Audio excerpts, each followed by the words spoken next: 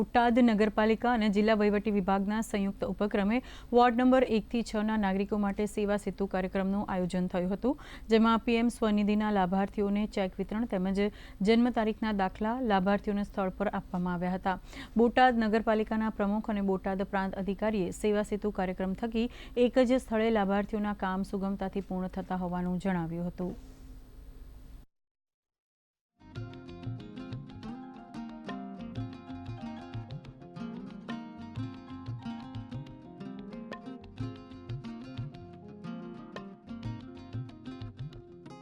તમામ યોજનાઓનો છેવાડાના માનવી સુધી લાભ પહોંચે અને સાચા જે લાભાર્થીઓ છે એમના સુધી લાભ પહોંચે, એના માટે સેવા સેતુનો ઉદ્દેશ્ય છે.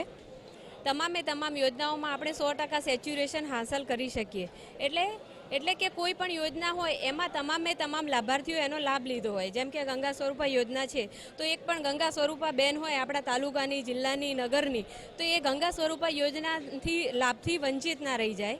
એવી રીતે નમોશ્રી છે, PMJY, આયુષ્માન કાર્ડ છે, આ બધી તમામ સરકારશ્રીની યોજનાઓ જે નાગરિકોના ઉપલક્ષ્યમાં તમામની સુખાકારી માટે જે અમલી છે, એનો તમામ લાભાર્થીઓ એટલે લાયક જે નાગરિકો છે, જે પાત્રતા ધરાવે છે, એ તમામ આ યોજનાઓનો લાભ લે. આજે જિલ્લા વહીવટીતંત્ર દ્વારા બોટાદ નગરપાલિકા ખાતે સેવા સેતુનો કાર્યક્રમ ખુલ્લો મૂકવામાં આવ્યો છે, જેમાં આધાર કાર્ડ, આવકનો દાખલો, જાતિનો દાખલો, વૃદ્ધ પેન્શન યોજના હોય તેમજ વિવિધ સરકારી યોજનાઓનો લાભ અહીં લઈ શકાય છે. અને એક જ સ્થળ છે એટલે વિવિધ યોજનાઓનો લાભ તમામ વ્યક્તિઓને હું નમ્ર વિનંતી કરું છું કે સેવાઓનો લાભ લે.